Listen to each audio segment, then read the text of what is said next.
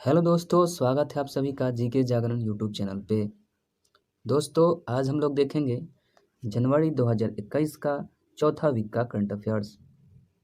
इससे पहले हम लोग फर्स्ट, सेकंड और थर्ड वीक का करंट अफेयर्स देख चुके हैं। तो चलिए आगे बढ़ते हैं। पहला प्रश्न है, किस राज्य सरकार ने प्रतियोगी परीक्षाओं के लिए मुफ्त कोचिंग सुविधा अभ्युदय की घोषणा की है? तो यह है उत्तर प्रदेश सरकार ने। अगला प्रश्न है, सृष्टि गोस्वामी किस राज्य की एक दिन की मुख्यमंत्री बनी है? तो ये बनी है उत्तराखंड राज्य की। उत्तराखंड राज्य के सृष्टि गोस्वामी ने एक दिन की मुख्यमंत्री बनी है। अगला प्रश्न है, 25 जनवरी 2021 को एक ही रॉकेट पर 143 उपग्रह लॉन्च करके विश्व रिकॉर्ड किसने बनाया है? तो ये बनाया है स्पेस एक्स ने। अगला प्रश्न है, बाजार पूंजीकरण के आधार पर देश की सबसे मूल्यवान कंपनी कौन बनी है? तो ये बनी है टीसीएस कंपनी। अगला प्रश्न है, भ्रष्टाचार धारण सूचकांक 2020 में भारत कौन से स्थान पर रहा? तो दोस्तों, भ्रष्टाचार धारण सूचकांक 2020 में भारत 86 स्थान पर रहा और पहला स्थान है न्यूयॉर्क और डेनमार्क का। अगला प्रश्न है, भारत और किस देश ने सतत विकास और वैश्विक पर्यावरण संरक्षण के लिए पहल शुरू की है? तो भारत और फ्रांस देश ने मिलकर। अगला प्रश्न है, चर्चा में रहा भारत का पहला डॉग पार्क कहाँ स्थापित किया जाएगा? तो दोस्तों, भारत का पहला डॉग पार्क चंडीगढ़ में स्थापित किया जाएगा। अगला प्रश्न है, कोविड-19 प्रदर्शन सूचकांक 2020 में भारत कौन सा स्थान पर रहा? तो भारत 86 स्थान पर रहा और पहला स्थान है वियतनाम देश का। अगला प्रश्न है, किस राज्य सरकार ने देश का पहला चमड़ा पार्क स्थापित करने की घोषणा की है? तो दोस्तों, उत्तर प्रदेश सरकार ने देश का पहला चमड़ा पार्क स्थापित करने की घोषणा की है। अगला प्रश्न है, कहाँ पर वार्षिक वार्षिक आदिवासी मेला शुरू किया गया है? तो यह किया गया है भुवनेश्वर में।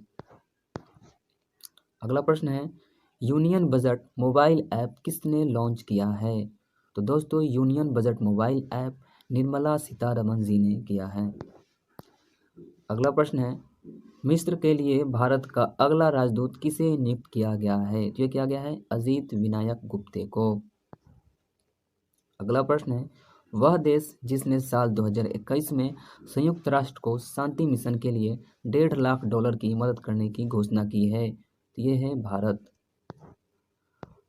अगला प्रश्न है, कोरोना वायरस महामारी से निपटने में आलोचना के चलते किस देश के प्रधानमंत्री गोइसेप कोंटे ने हाल ही में इस्तीफा दे दिया है? तो ये हैं इटली देश के प्रधानमंत्री। अगला प्रश्न है, वह देश जिसने हाल ही में वैश्विक ऊर्जा सुरक्षा, स्थिरता एवं ऊर्जा सहयोग को मजबूत करने हेतु अंतर्राष्ट्रीय ऊर्जा एजेंसी के साथ रणनीतिक साझेदारी समझौता किया है? तो ये क्या है? भारत। अगला प्रश्न है, हाल ही में विदेश मंत्रालय ने कजाकिस्तान में किस आईएएस अधिकारी को भारतीय राजदूत नियुक्त किया है? तो ये क्या है? शुभदर्शनी त्रिपाठी को। अगला प्रश्न है, किस राज्य सरकार ने हाल ही में डीजल और पेट्रोल पर 2% वैट को कम कर दिया है? तो ये क्या है? राजस्थान सरकार ने। अगला प्रश्न है, केंद्रीय मंत्री किरण रिजिजू ने गणतंत्र दिवस की परेड में किस राज्य की झांकी को प्रथम पुरस्कार प्रदान किया है? तो यह है उत्तर प्रदेश। हाल ही में किस देश ने अपने बासमती चावल के लिए भौगोलिक संकेत पहचान प्राप्त किया है? तो यह किया है पाकिस्तान ने।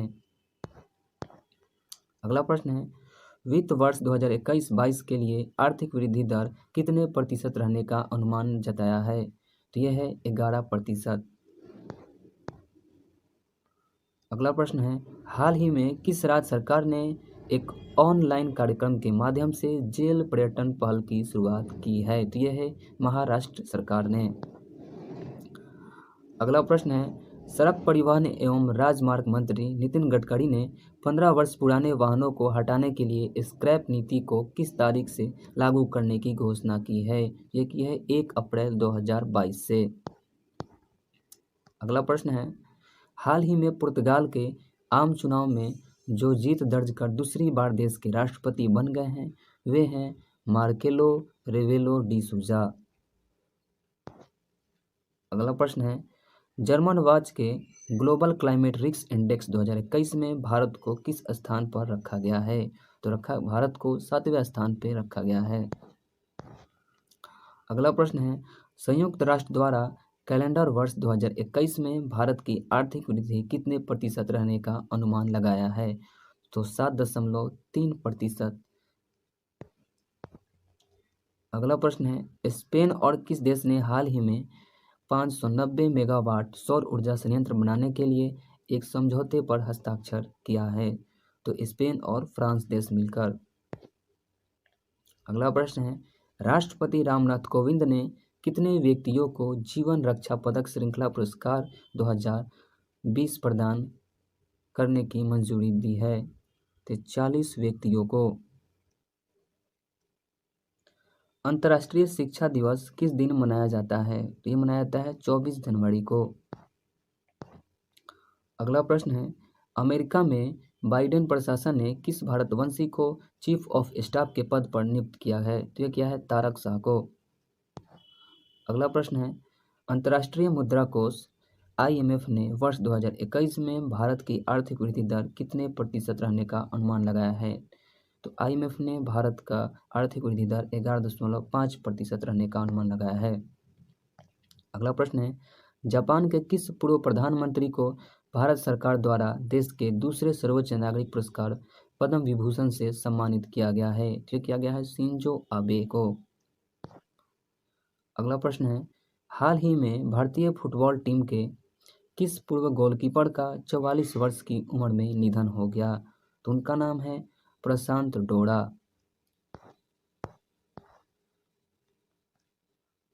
अगला प्रश्न है, केंद्र सरकार ने हाल ही में किस पूर्व न्यायाधीश को Z+ सुरक्षा प्रदान की है?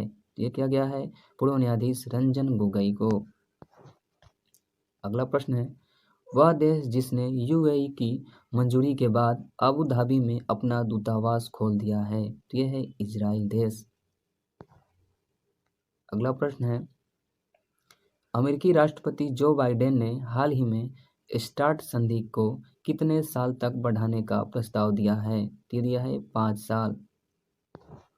अगला प्रश्न है, किस राज्य ने 24 जनवरी को अपना स्थापना दिवस मनाया है? तो उत्तर प्रदेश राज्य ने। अगला प्रश्न है, किसने हाल ही में एक राष्ट्रीय प्रवासन सहायता पोर्टल श्रम शक्ति को लॉन्च किया है? ये क्या है? अर्जुन मुंडा ने। जनजातीय मामलों के मंत्री हैं अर्जुन मुंडा। अगला प्रश्न है, भारत में प्रत्येक वर्ष राष्ट्रीय मतदाता दिवस किस दिन मनाया जाता है? दोस्तों, भारत में प्रत्येक वर्ष 25 जनवरी को राष्ट्रीय मतदाता दिवस मनाया जाता है। अगला प्रश्न है, प्रधानमंत्री राष्ट्रीय बाल पुरस्कार 2021 के लिए कितने बच्चों को चयनित किया है? तो किया गया है 32 बच्चों को। अगला प्रश्न है, किस राज्य सरकार ने हाल ही में पंख योजना को लॉन्च किया है? तो क्या है? मध्य प्रदेश सरकार ने। अगला प्रश्न है, इंडियन प्रीमियर लीग यानी IPL की फ्रेंचाइजी टीम राजस्थान रॉयल्स ने श्रीलंका के किस दिग्गज बल्लेबाज को अपना क्रिकेट निदेशक नियुक्त किया है? जो किया है कुमार संगकारा को। अगला प्रश्न है, राष्ट्रीय बालिका दिवस भारत में हर साल किस दिन को मनाया जाता है? तो यह मनाया जाता है 24 जनवरी को। अगला प्रश्न है, नाव पुस्तकालय की शुरुआत कहाँ की गई है? तो दोस्तों, नाव पुस्तकालय की शुरुआत कोलकाता में की गई है। अगला प्रश्न है, 2 एक्सप्रेसवे पर हवाई पट्टी वाला देश का पहला राज्य कौन बना है? तो ये बना है उत्तर प्रदेश। और दोस्तों, अंतिम प्रश्न है, 25 जनवरी को कौन सा दिवस मनाया जाता है? तो 25 जनवरी को राष्ट्रीय पर्यटन दिवस मनाया जाता है। दोस्तों, इस वीडियो के लिए इतना ही। अगर ये वीडियो अच्छा लगा हो तो लाइक करें, शेयर करें और चैनल को सब्सक्राइब करें। धन्यवाद।